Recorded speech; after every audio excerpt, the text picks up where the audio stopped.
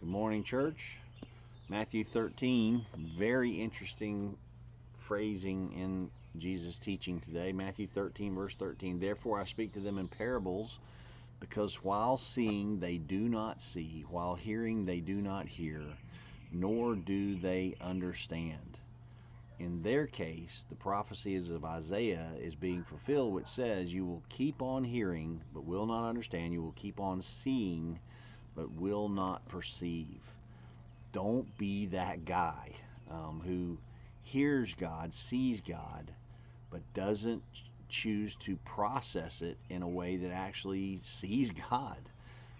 As I get older, I'm more and more fascinated about how many people around me can completely ignore the reality and the evidence of God working in their life, of God being ever present with us. But according to Jesus, as he speaks this parable, it causes some to not search and seek. The evidence of God is right there before them. And he says, I put this parable out there, and some understand and some don't. Well, who understands? The ones that pursue the information. They pursue the instruction. They pursue the evidence. They pursue the conversation enough to know. They reach in to find it.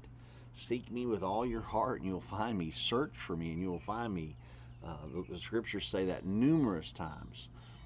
But some can see and some cannot see. Some see but really don't perceive what they're seeing. In other words, they don't really see what's there. And here's what really fascinates me. In Jesus' day, when Jesus literally walked on our planet, on planet Earth, the learned religious leaders of the day who had studied all of the Old Testament, they had so much of the Old Testament scriptures down by memory. They heard him teach. He's the greatest teacher of all time. There's no comparison to his teachings. They heard him teach.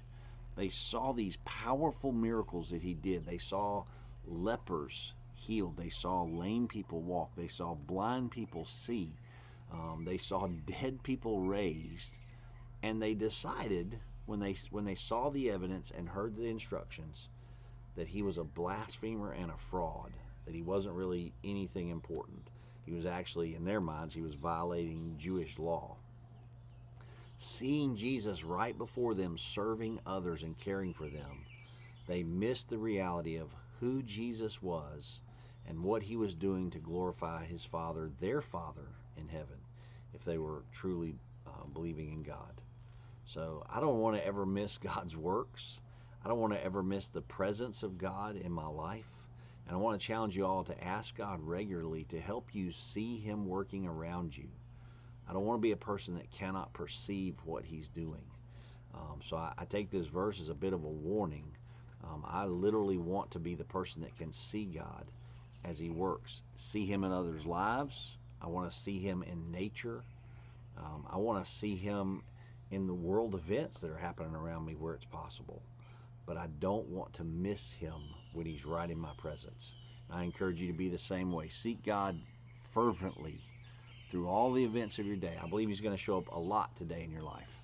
We'll see you back soon.